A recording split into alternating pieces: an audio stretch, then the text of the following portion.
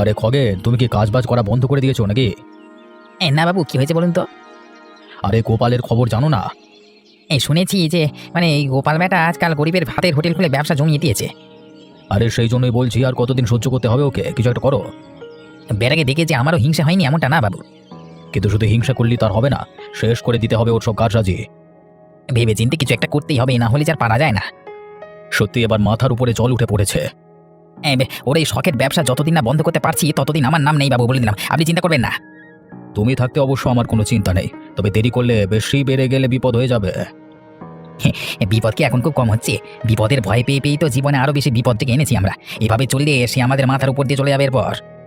তাহলে তুমি কিছু একটা ভাবো, ভেবে যা সিদ্ধান্ত নেবে আমার আপত্তি নেই। ব্যাস, এই ভরসাটাই আমার শুধু চাই। তুমি এগিয়ে যাও, আমার হাত আছে তোমার মাথায়, কেউ কিচ্ছু করতে পারবে না। এই রতন ভাই, তুমি ছিলে বলে আমাদের মতো গরিব মানুষেরা এই যাত্রায় খেয়ে পড়ে বেঁচে যেতে পারছে। আজকাল চারিদিকে যা জিনিসপত্রের দাম বেড়েছে, তাতে এত সস্তায় ভাত মাংস আমরা কোথাও পাই না ভাই। তার উপর এমন সুস্বাদু রান্না তো আমরা কোথাও খাইনি। তোমরা এই হোটেল চালিয়ে যাও, জোর কথা নেই, আমরা সবাই তোমার পাশে আছি। তোমরা সবাই পাশে থেকো, তাহলে হোটেল নিশ্চয়ই চলবে। একটু তোমার সাথে আড়ালে কথা ছিল গোপাল। হ্যাঁ ভাই, বলো কি কথা? বলছি আর কদিন চলবে ভাবে? কেন, কি হয়েছে? এই সস্তার হোটেল চালানোর জন্য তুমি শহরে গিয়ে এত খেটে খুঁটে টাকা রোজগার করে আনছো রোজ, আর আমার রোজ মনে হয় তোমার উপর ঋণ বাড়তে চলেছে। এভাবে যে শোধ দেবো কিছুই বুঝতে পারছি না কিভাবে। আরে তুমি এত ভেবো না তো ভাই, দেখবে সব ঠিক হয়ে যাবে। তুমি এত ভালো কাজ করছো, সবাই খুশি আছে। আমি যদি বন্ধু হয়ে তোমার পাশে না থাকতে পারি তাহলে আর কি থাকবে বলো? আরে বন্ধু বলি তো বেশি কিছু বলতে পারি না তোমাকে, শুধু মাঝে মাঝে মনে হয় তোমার উপর আমি বড় অত্যাচার করছি। এসব নিয়ে আর বেশি মাথা খারাপ করো না, আমি খুশি মনে কাজটা করতে পেরে বড় আনন্দ পাই, এটুকু শুধু মাথায় রেখো। আচ্ছা বেটা, এতদিনে জানতে পারলাম যে সস্তার হোটেলে টাকা কোত্থেকে আসে। টাকা গোপাল শহর থেকে নিয়ে আসছে। তাহলে ক্ষতি করতে হলে প্রথমে ক্ষতি করতে হবে গোপালের, কারণ একটা বড় গাছকে মারতে গেলে তার শিকড়টা নষ্ট করতে হয়। আর তোমাদের এই ভাতের হোটেলের শিকড় হচ্ছে গোপাল। গোপাল, তুমি দিন গণো, তোমার দিন ঘনিয়ে আসছে খুব তাড়াতাড়ি। হ্যাঁ, আমি খুব তাড়াতাড়ি তোমাদেরকে ধ্বংস করে দেবো, এমন কঠিন শাস্তি দেবো যে তোমরা আর মাথা তুলে দাঁড়াতে পারবে না। এই বাবু, একটা কিছু ব্যবস্থা এবারে করতেই হবে। রতন গোপালের বাড়াবাড়ি আর সহ্য হচ্ছে না। তাহলে তো সেটা অনেক আগেই করা উচিত ছিল। কেন, গোপাল আবার কি করেছে? আমি নিজের কানে শুনে এসেছি, গোপাল শহরে কাজ করে ওদের সস্তার ভাতের হোটেলের জন্য টাকা রোজগার করে আনে। সেই টাকাতেই হোটেল চলছে রমরমায়। যদি আমরা গোপালকে আটকাতে না পারি তাহলে আমাদের সব নষ্ট হয়ে যাবে। সত্যি আমাদের বড় ক্ষতি করে দিচ্ছে ওরা। সবাই ওদের হোটেল থেকে সস্তায় খেয়ে গেলে আমাদের কাছ থেকে আর কেউ খেতে চাইবে না। আমাদের ব্যবসার লোকসান হচ্ছে শুধু ওদের কারণে। ওদের সবাইকে শেষ করে দাও, যাতে যত তাড়াতাড়ি সম্ভব আমাদের ব্যবসাটা আবার নতুন করে উঠতে পারে। এত সাহস হলো কি করে ওদের? জানি না কিভাবে হয়েছে এত বড় সাহস, শুধু এতটুকু জানি যে এই সাহস বেশি বাড়তে দিলে আমাদের মাথার উপর দিয়ে চলে যাবে ওরা। ভালো করে মন দিয়ে শোনো, একটা বুদ্ধি আছে। তাদের সাপও মরবে আর লাঠিও ভাঙবে না। কি বুদ্ধি সেটা? বুদ্ধিটা হচ্ছে যে তুমি ওর বইয়ের সামনে গোপালকে খুব করে অপমান করো, দরকার হলে প্রচন্ড মারধর করো। দেখবে সেটা মানতে না পেরে গোপাল আত্মহত্যা করেছে, আর তাতেই আমাদের কাজ উদ্ধার হবে। পরে কেউ আমাদের উপর দোষও দিতে পারবে না গোপালকে হত্যা করবার, কারণ গোপাল মরলে সে তার নিজের কারণে মরবে। ঠিক আছে বাবু, আমি তাই করবো। আজকে দিনটা আমাকে সময় দিন। আমি কিন্তু এই কাণ্ড মেনে নিতে পারছি না, আমার গা জ্বালা করছে। শুধু তোমার গা জ্বালা না, আমারও খুব করছে।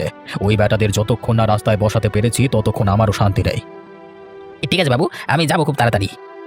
দেখবে যেন ওদের সস্তার হোটেলের ব্যবসা খুব তাড়াতাড়ি বন্ধ হয়ে যায়। আগে গোপালটাকে তো শেষ করি, তারপর আমার অন্য কথা। গোপালটাকে যতক্ষণ না শেষ করতে পারছি ততক্ষণ আমি শান্তিতে নিঃশ্বাস নিতে পারবো না। এই গোপালের বাচ্চা, বাড়ি থেকে বেরো। কি হয়েছে? কেন এমন চিৎকার করছো সারের মতো? আজকে গোপালকে আমি মজা টের পাইয়ে দেবো। কি হয়েছে? আমার বাড়িতে এসে এরকম হুজ্জুতি করছো কেন? যদি রাত দেখেছিস কি তুই? এই এবারে দেখাবো আমি মজা। দেখাও, কি করবে দেখাও আমাকে। আমি কি ভয় পাই নাকি তোমাকে? দেখ বেটা কি করি, আজকে তোকে মেরে লোপাট করে দেবো এই জগৎ থেকে। ওরে বাবা, মেরো না আমাকে, ছেড়ে দাও। তোমার পায়ে পড়ি, আমার বইয়ের সামনে তুমি আমাকে অপমান করো না। মেরো না আমাকে, আমার আত্মসম্মান বলে একটা জিনিস আছে, সেটাকে নষ্ট করে দিও না তুমি। তোর আত্মসম্মানের গোষ্ঠীর কাঁপায় আগুন। দেখ তোর কাছে মেরে যদি লোপাট করে দিতে না পেরেছি তবে আমার নাম নয়। আমার বড় কষ্ট হচ্ছে, আমাকে মেরো না। খগেনদা, তোমার পায়ে পড়ি, এবার মানুষটাকে ছেড়ে দাও। এবার মারলে যে মানুষটা মরে যাবে। আমি তোমার পায়ে হাত দিয়ে বলছি, আর কখনো ও তোমার সাথে তর্ক করবে না। তুমি যা বলবে ও তাই শুনবে। তুমি আর ওকে মেরো না, দয়া করো। ছেড়ে দাও বলছি, ওকে ছেড়ে দাও। ঠিক আছে বেটা গোপাল, এবারের মতো তোকে ছেড়ে দিচ্ছি। তোর বউ এসে আমার পায়ে হাত দিয়েছে বলে পরের বার আসলে তোকে মেরে আমি তোর বাবা মার কাছে পাঠিয়ে দেবো, কথা মনে রাখ। ওগো শুনছো তুমি? দরজা খোলো না দয়া করে। একটি কথা শোনো আমার, একটিবার আমাকে দরজাটা খুলে দাও, আমি তোমার সাথে কথা বলতে চাই। দয়া করে তুমি দরজাটা খোলো। এই অপমান নিয়ে আমি আর এই সংসারে থাকতে চাই না। জীবনে যাকে সব থেকে বেশি ভালোবাসলাম, যার কাছে সব থেকে বেশি আত্মসম্মান নিয়ে মাথা উঁচু করে বেঁচে থাকতে চাইলাম, আজকে তার সামনে আমাকে একটা বাইরের লোক খগেন এসে এভাবে বেধড়ক মেরে গেল। এর থেকে তো মৃত্যু আমার জন্য ভালো ছিল। দেখো তোমার পায়ে পড়ি, তুমি ভুলভাল কিছু করো না। আমি কিন্তু দরজা ভেঙে তোমার কাছে চলে যাব। দেখো যা হওয়ার হয়ে গেছে, আমি কিছু মনে করিনি। তুমি দয়া করে দরজাটা খুলে দাও না গো। এই বোতলের মধ্যে যে বিষ আছে, সেই বিষ আমি এক্ষুনি খেয়ে ফেলবো। ওগো খোলো না গো, খোলো না, দরজাটা খোলো না। তোমার কিছু হলে আমি কি নিয়ে বাঁচবো বলো তো? আমি যে পাচ্ছি না, তুমি দরজাটা খোলো না। উফ, কি কষ্ট! বুকের ভেতরটা চলে যাচ্ছে। ওরে, মরে গেলাম। একটু জল দাও, কেউ একটু জল দাও, মরে যাচ্ছি।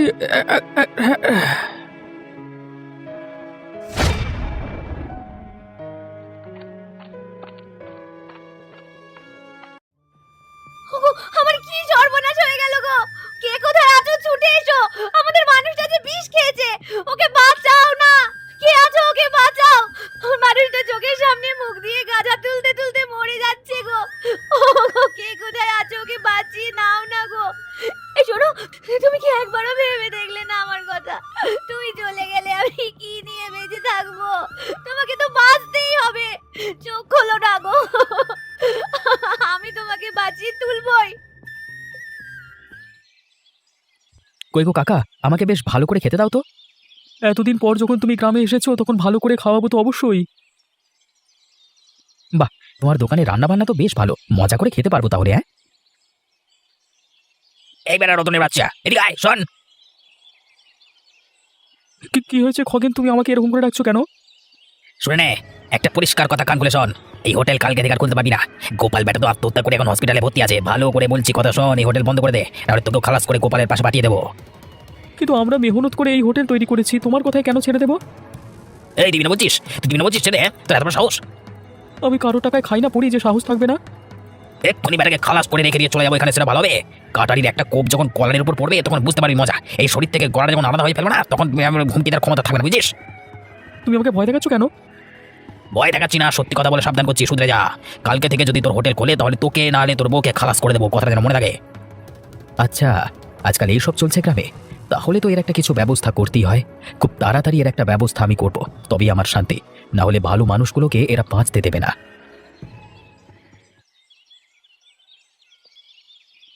রতনদা, কি হয়েছে সমস্ত কিছু আমাকে খুলে বলো তো।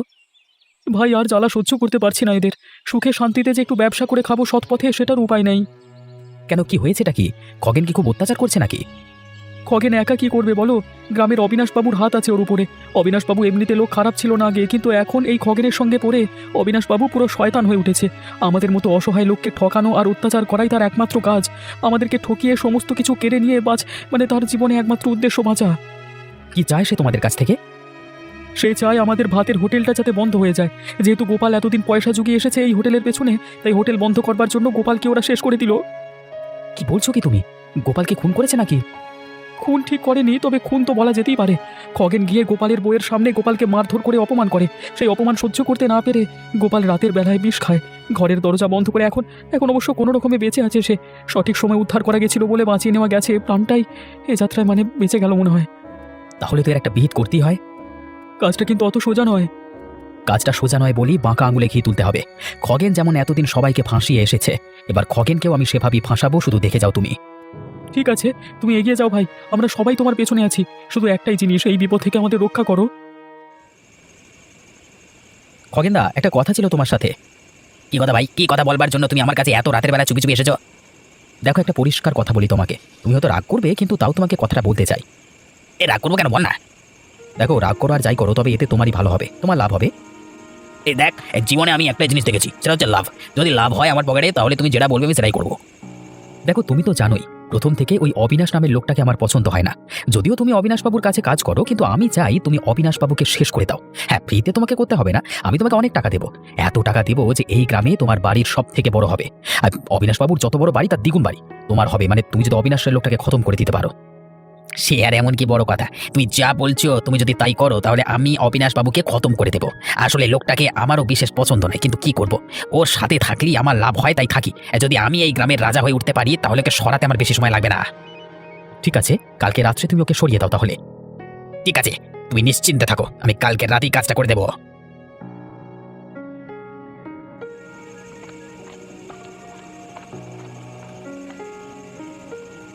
এখন গভীর রাত, অবিনাশ বাবু নিশ্চয়ই এখন গভীর ঘুমে। হ্যাঁ, এই সুযোগেই বাড়ির ভেতর ঢুকে আমি ধারালো ছুরি দিয়ে অবিনাশের গলা কেটে দেবো। তারপর পলাশের থেকে টাকা নিয়ে আমি হয়ে উঠবো গ্রামের মোড়ল। আর শুধু তাই নয়, আমি হয়ে উঠবো বিশাল গ্রামের একমাত্র রাজা। হচ্ছি তোকে রাজা, খগেনের বাচ্চা। এই ধরো পলাশ, ব্যাটাকে ওদিক থেকে ধরো। পালাবি কোথায় বাছাধন? তোকে আমরা ফাঁসিয়েছি। ছেড়ে দাও, ছেড়ে দাও, ছেড়ে দাও। অবিনাশবাবু তাড়াতাড়ি বাড়ি থেকে বের হন। দেখুন আপনার ডান হাত আপনাকে আজকে খুন করতে এসেছে। যাকে আপনি সব থেকে বেশি বিশ্বাস করেছেন সে আপনাকে আজকে মারতে এসেছে, দেখুন। আরে কি হয়েছে, এটা কি এরকম ষাঁড়ের মতো চিৎকার করছো কেন রাতের বেলায়? দেখুন অবিনাশবাবু, আপনি যাকে বিশ্বাস করে আপনার সাম্রাজ্য তৈরি করেছেন সেই খগেন আজকে রাতের বেলায় লুকিয়ে লুকিয়ে আপনার বাড়িতে এসেছিল আপনার গলায় চাকু বসাতে। আজকে আমরা তাকে ধরে ফেলেছি হাতে নাতে। কি বলছিস কি? খগেন এরা যা বলছে তা কি সত্যি? বাবু ক্ষমা করে দিন, আমি ভুল করে ফেলেছি। পয়সা লোভে এরা আমাকে লোভ দিয়ে ফাঁসিয়েছে। চুপ কর শয়তানের বাচ্চা, নেমো খারাম কোথাকার। যার নুন খেয়েছিস তাকে খুন করতে এসেছিস, লজ্জা করে না তোর? এই ওকে তোমরা বেশ করে মারো। মার বেটাকে মার, আজকে পুরো রাগ ওর উপরে উসুল করে নেব। ওরে বাবা, মেরো না, ছেড়ে দাও, ছেড়ে দাও, লাগছে তো, ছেড়ে দাও ওকে। গোটা রাত ধরে ওকে মারতে থাকো গাছে বেঁধে, তবেই ওর উচিত শাস্তি হবে। দেখো, আমি গ্রামের সবাইকে এক জায়গায় করেছি, তার একটা বিশেষ কারণ আছে। আপনি আর কি কথা বলবেন অবিনাশ বাবু? আজ আমাদের এই খারাপ দুর্দশার দিন এসেছে, তার একমাত্র কারণ হলো আপনি। ঠিক সেই কারণেই আমি তোমাদের কাছে ক্ষমা চেয়ে নিতে চাই মা। আমাদের ছোট হোটেল বন্ধ হতে চলেছে শুধুমাত্র আপনার কারণে। আমরা আপনার উপরে ভরসা করেছিলাম। আমরা ভেবেছিলাম এই গ্রামে একমাত্র আপনি আছেন ভালো মানুষ যে আমাদেরকে বাঁচাবেন, কিন্তু শেষ পর্যন্ত কিনা আপনি আমাদের গ্রামের সব থেকে সস্তা ভাতের হোটেলটা বন্ধ করবার জন্য গোপালকে মেরে ফেলবার চক্রান্ত করলেন। ছি ছি ছি ছি। আমি তোমাদের কাছে হাত জোর করে ক্ষমা চেয়ে নিচ্ছি এসব কারণে।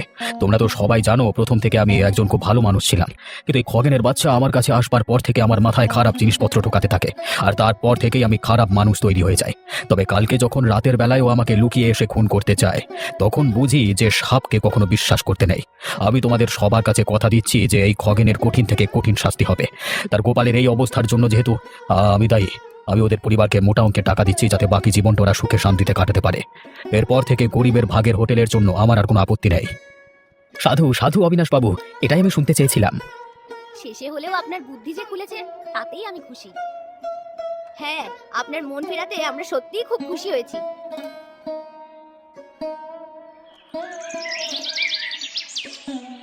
কি হয়েছে পলাশ, কি বলতে চাও তুমি আমাকে? দেখুন অবিনাশবাবু, আপনারা কেউই জানেন না আমার আসল পরিচয়। কি তোমার আসল পরিচয়?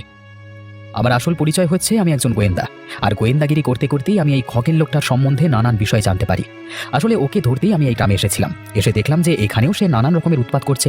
তার আরও নানান রকম কাহিনী বিভিন্ন জায়গায় আছে। কেন, ওকে কি করেছে? আর লুটপাট, চুরি, মেয়ে পাচার থেকে শুরু করে এমন কোনো নোংরা কাজ নেই যে সে করেনি। তাহলে কি করা যেতে পারে ওর?